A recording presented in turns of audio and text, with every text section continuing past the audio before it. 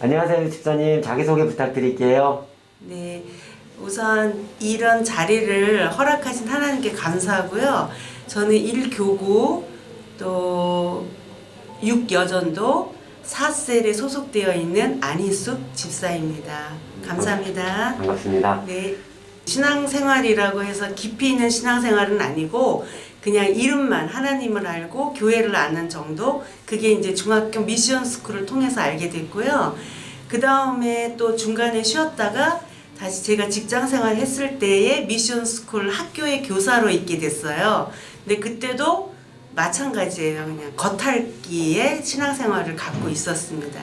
그러면서 저희 이제 친정집에 모든 환란이 있었고, 제가 결혼한 후에 친정집에 환란이 있게 된 건데, 그때 이제 하나님이 생각해보면 하나님이 저를 붙잡고 끌고 가신 것 같아요. 저희가 이제 좀 갖고 있었던 재물이 있었지만 그 재물을 하나님이 다 뺏어 가신 거죠. 쉽게 얘기하면. 근데 그걸 통해서 제가 이제 하나님을 더 깊게 만나게 된 거예요. 그러면서 이제 신앙생활이 시작한 거죠. 예. 그때가 참 가장 아름다운 신앙생활이었던 것 같아요. 막 너무나 열심히 막 하나님 믿으려고 막 많이 노력했어요. 새벽 기도도 막 계획 잡아서 다니고, 그 다음에 기본 예배를 절대 빠지지 않는다라는 그런 생각을 하나님이 주시더라고요. 제가 막 한 게 아니고.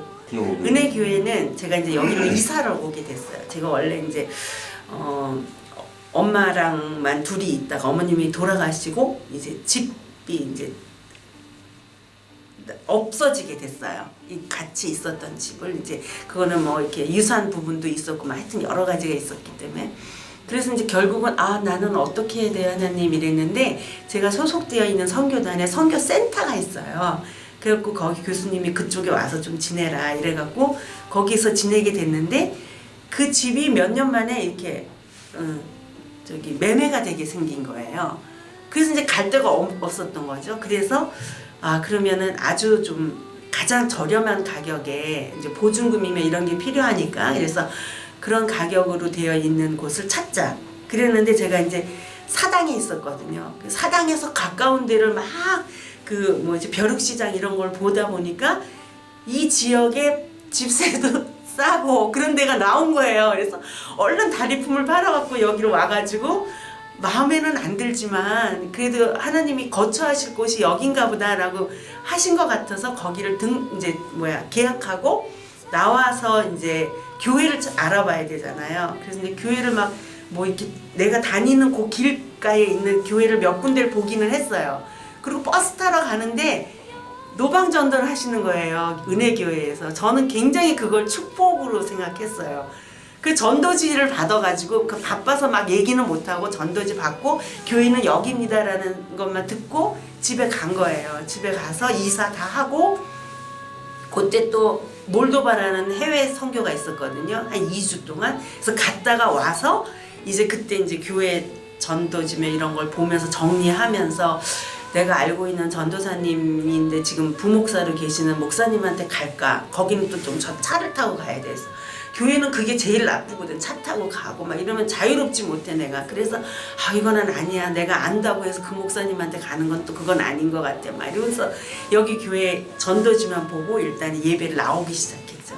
그래서 한 달 동안 예배를 드리면서 하나님이 주신 마음은, 네가 가서 예배 드리는 곳이 내가 있는 곳이다. 어디 그렇게 둘러보냐. 그러지 말아라. 이 마음을 주셔서 이제 등록해서 이제 신앙생활을 하게 된 거죠. 지금도 아직도 하나님의 훈련을 받고는 있지만, 제가 또 더 깊이 만나게 된 거는, 제가 이제 원래 전공이 무용이에요. 그래서 이 기독교, 우리가 크리스찬으로서 할 수 있는 달란트로 활용할 수 있는 게 뭘까를 생각했는데, 예배 무용에 관심을 갖게 됐어요. 그래서 제가 이제 기독교 예술 무용 석사 과정을 밟고 수료만 했죠. 우선은 그렇게 해서 그거에 대한 걸 연구도 하고 지도로 하러 다니기도 하고, 그래서 전국 다닌 것 같아요. 막 여수에서도 와서 강의해달라고 그러면 막 다 다녔어요. 다 다녔는데 그게 맨 중간에는 아 이게 과연 열매를 맺는 건가? 이게 과연 잘하는 건가? 내가 이거를 할 재능이 있는 사람인가? 뭐 여러 가지를 생각했어요. 왜냐하면 신체적인 조건 자체가 세상 무용을 할 때하고는 좀 다르게 제가 체중이 많이 늘었기 때문에 절대로 무용을 할 거라고는 저는 생각을 안 했거든요.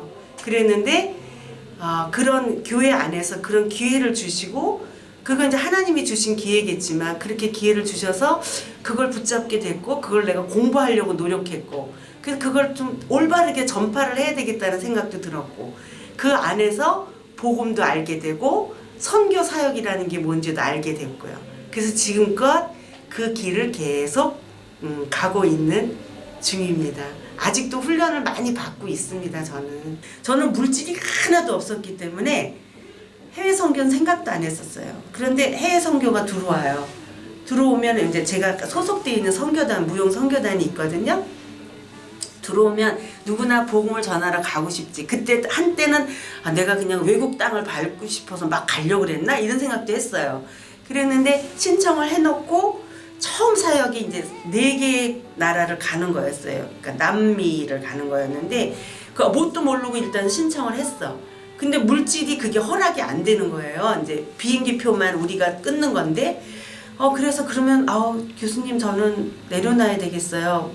내일까지 마감이라는데 안 되더라고요. 인간의 방법을 썼던 거죠. 그래서 안 되길래 저는 내려놓겠습니다. 그래서 연습은 여태까지 했지만 내려놓겠습니다. 해서 내려놨는데 그 다음날 기적같이 제가 이제 몇 군데에 다 강의를 나간다 그랬잖아요.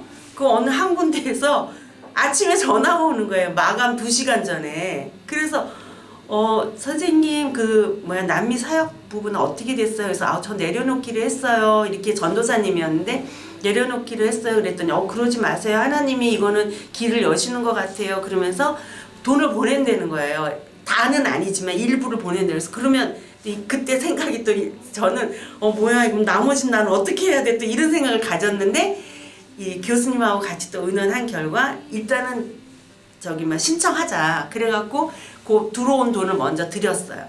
일주일 후에 다시 또 다른 지역을 가는데 거기서 어떤 권사님이 현찰을 딱 주는 거예요. 그리고 또 논산에 갔는데 거기서도 또 그랬고 그래서 이제 돈이 채워진 거죠.